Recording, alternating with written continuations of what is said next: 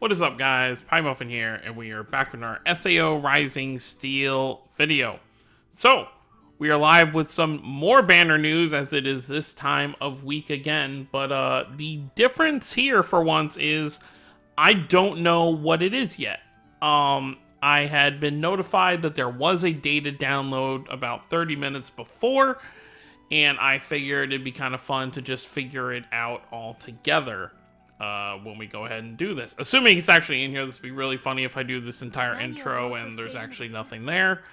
But, I guess before we go ahead and look, I'm really hoping it's not a Spriggan Kirito, just because his model during, Asuna's active link is just so clunky and kind of, like, bad looking to me. Maybe it's just me. I think he looks fine in the anime, but just here he looks like very kind of... I know he uses a big sword, but it just like... everything just about it looks weird. If it's not Unito Ring Part 2, I would definitely love to see another Gameverse girl. But I guess without further ado, let's go ahead and see what we're getting. If it wants to load for us... Oh, I didn't even see anything, so let's try again. Okay. Another YUUKI? Really?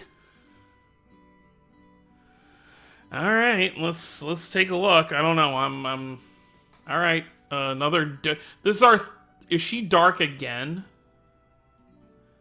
Alright, third dark YUUKI. Dope. I should be more excited, but I'm just kind of like, really? Again? Like, hopefully they give this YUUKI a good incarnate animation, because YUUKI doesn't currently have a good one. This is like the 5th YUUKI now, right? We've got 2 dark, we have 1 fire, we have 1 light, the Halloween one, and then this is our 3rd dark one, huh? Alright, I mean, odds are I'm probably going to summon for her. Just because my dark team is still what I need the most to kind of beef up. So, I guess we'll just have to see how good she is. When does her banner drop? I assume tomorrow. Let's scroll down and look real quick, just to be sure. Yep, 19th, so literally drops tomorrow. Alright, let's take a look at what she does before, because I'm not going to say she's bad, because obviously, you know, she might not be. Her partner is obviously going to be Asuna, so we figured the second unit would at least be someone connected to Asuna. So it's either going to be like a Kirito or a YUUKI or something like that. So at least it makes sense. But let's see what she does. So she has a break field. Do we have a break field unit? I don't recall ever seeing a break field. So she's a charge and break, which is pretty cool. Let's look at her stats first. So, 6210 HP, that's pretty good. Physical attacker, makes sense. So she's the opposite of the Asuna we just got. 314 speed, that's fine. 1200, pretty much for defense and magic defense, that's fine too. Let's take a look at what her skills do. Once again, little typos in here. Spinning slash attack strong on single enemy. That also raises own attack by 7%, capped at 30% for 2 turns. Okay, that's good. I'm already having a better impression on this YUUKI. Encourage charge 20%, which is normal. Sonic Leap is her assault field, slash attack extra strong on single enemy. That also, okay, so once again raises attack by 7%, capped at 30% for 2 turns, recollection field dark +1. And then her break does the same thing, where it's strong single enemy with the 7% for 2 turns, recollection field dark 1, incarnate break 47.5. Okay, I really do like this attack increase. So that definitely does make her unique. Let's look at her incarnate. Dancing Blades. We'll have to see. Maybe this is when she's fighting Kirito in that tournament. Incarnate slash attack on single enemy that raises, once again, raising the attack caps at 30%. 7 doesn't even evenly go into 30, though. That's kind of interesting. Because what, 7 times 4 is 28? So you're pretty much just getting another 2% after that 28, after your 4th buff of it. And I assume the buff, you know, resets every time you use it anyway. And lowers physical resistance by 20% for 1 turn. So I guess if you're doing a incarnate, you know, you start with this, and then you get all those 4 extra attacks, which would be very, very nice. And then her specific Imaginarium increases charge by 10%, okay? Pretty simple. I don't know how to feel. I just feel like, I mean, this is fine, but we literally just got a YUUKI after Integrity Knight Kirito, so I'm still kind of like, eh. But at least it's not, you know, I mean, at least compared to the Kiritos and Asunas and Alice and Sinons of the game, you know, YUUKI not being an Alicization character and still having 5 units is still pretty good.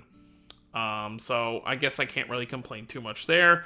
Then I guess we'll take a look at the event that's coming with her, which is It's Showtime Part 2. Obviously, we will be getting more Klein stuff. Klein Evolution Crystals. I've seen Klein's Incarnate, by the way. You know, we'll actually show it here. For a free-to-play, I think he has the best free-to-play Incarnate animation in the game, I would say personally. And I'm glad they gave him a good one. Alright, so pretty standard stuff here. You know, you get your Klein medals. Klein is definitely a character where even if I got like 0 Limit Break Crystals, I would still spend the 400. But let's scroll down real quick. Before we get on out of here, I'll just quickly show what his Incarnate looks like in case you guys haven't summoned him yet for whatever reason. The only thing that kind of looks weird about this is how he lands here, because he was kind of like floating there for a second, but I love that slash he does at the end there.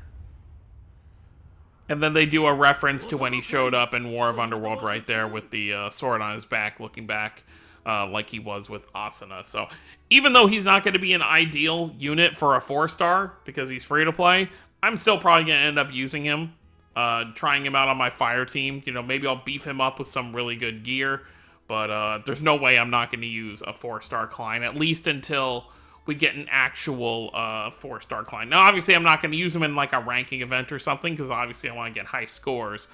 But I'll definitely try him out, you know, if we ever get a Cathedral update again. I will definitely use him there. But that's pretty much it, guys. Quick little breakdown on YUUKI, so do expect some summons from me, because she is a very solid unit. I'm still trying to build up my Dark team, plus I'm sitting on, you know, 1900 gems, so even if it takes 5 steps to get this YUUKI, assuming I get her in 5 steps, you know, I'll still be sitting on a good 1,000 with still a decent amount to farm. So yeah, so tomorrow night expect a summon video. So she seems like a really solid unit. Like, despite the fact that it's just another YUUKI, she is a very solid unit, so I really can't knock her for that. So hopefully she has a good Incarnate to go with her, because I'd say the Halloween one is okay. The animation, it's kind of weird looking with how her face seems like it doesn't really fit on her body. And then all 3 of the other YUUKI animations aren't anything crazy to write home about.